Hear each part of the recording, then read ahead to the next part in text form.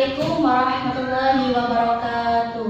Waalaikumsalam warahmatullahi wabarakatuh. Selamat pagi anak-anak. Pagi. Gimana kabar kalian? Sehat? Sehat.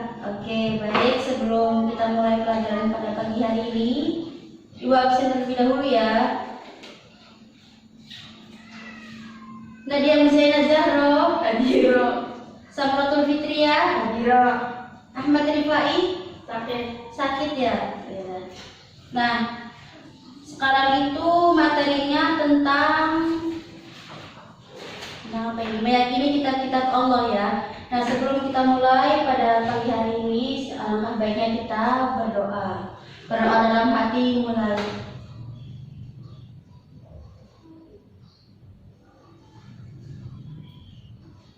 Selesai. Buka buku halaman 8. Ya. Tentang meyakini kitab-kitab Allah.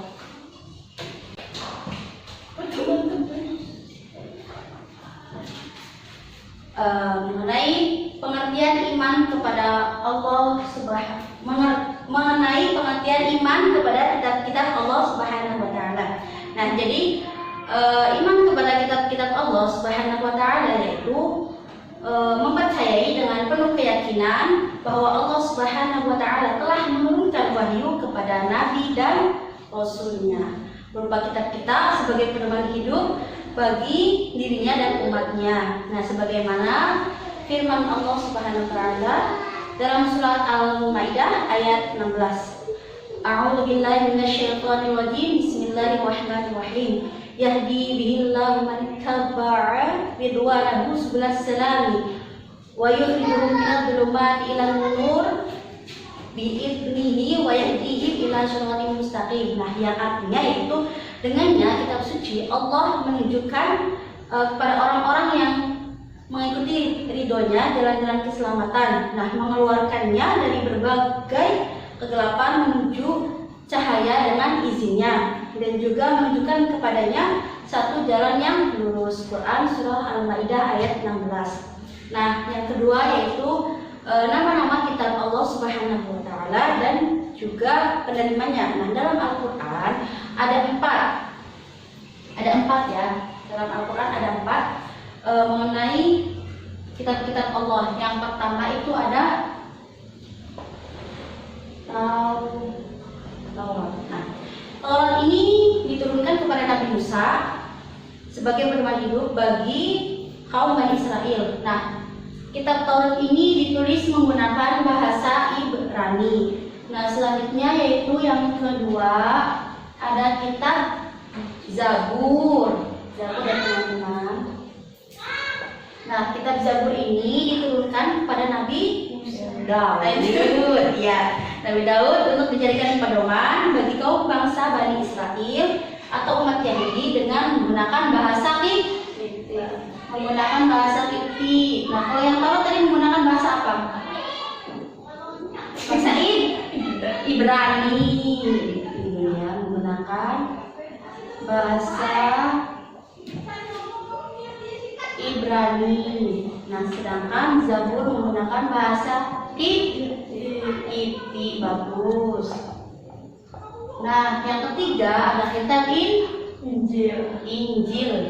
Nah, Injil ini diturunkan kepada Nabi Isa alaihissalam sebagai petunjuk dan tuntunan bagi Bani Israel. Bagus. Nah, selanjutnya yaitu ada kitab Al-Qur'an.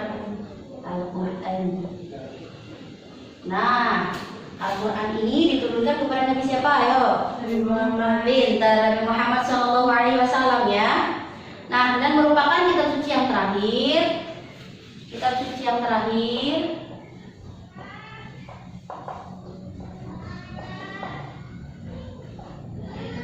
Kitab suci yang terakhir.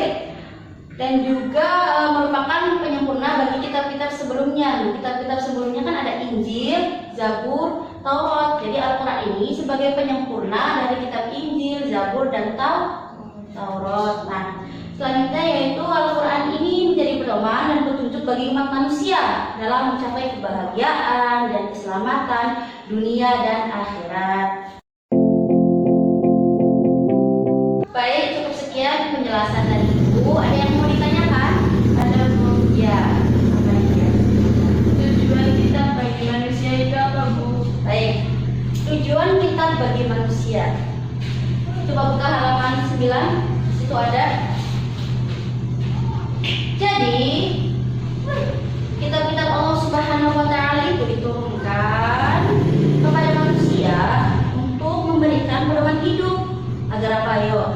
Agar manusia selamat hidup di dunia dan juga di akhirat. Nah, di akhirat. Jadi tujuannya itu agar hidup manusia itu selamat gitu ya, dari dunia dan akhirat juga. Nah, terus tanpa petunjuk kitab suci, manusia berada dalam kesesatan dan jauh dari yang dikehendaki Allah Subhanahu wa Ta'ala. Baik, cukup bagus ya pertanyaannya. Bisa dipahami Nadia? Bisa. Alhamdulillahirabbil alamin. Kalau tidak ada lagi yang bertanya, giliran Ibu yang bertanya sama kalian ya. Ya. Nah, tadi kan udah dijelasin ya mengenai kitab Zabur. Nah, kitab Zabur ini diturunkan kepada Nabi siapa sih? Dan kenapa gitu diturunkannya kitab Zabur? Ibu mau yang menjawab Samratul Fitriyah? Silakan. Ya. Mohon izin Bu, izin menjawab. Ya, silakan. Kitab Zabur ini diturunkan oleh Allah Subhanahu wa Ta'ala kepada Nabi Daud alaihissalam Kepada Nabi Daud ya. untuk dijadikan pedoman bagi kaum bangsa Bani Israel atau umat Yahudi dengan menggunakan bahasa Kipti. Oh, bagus, bagus sekali. Jadi, kesimpulan pada pembelajaran hari ini, kita harus meyakini adanya kitab-kitab Allah Subhanahu wa Ta'ala yang diturunkan kepada Nabi dan Rasulnya. Ada berapa kitab? 4 kitab. Yang pertama, yang kedua, Kitab Zabur, yang ketiga, Kitab Injil, yang keempat. Kitab Al-Quran. Baik, saya mau bertanya kepada Nadia. Kitab Al-Quran diturunkan kepada Nabi? Nabi Muhammad SAW. Bagus. Saya mau bertanya kepada Samratul. Kitab Injil diturunkan kepada? Pada Nabi Isa alaihissalam. Bagus. Paham semua? Saya paham. Bisa dipahami ya?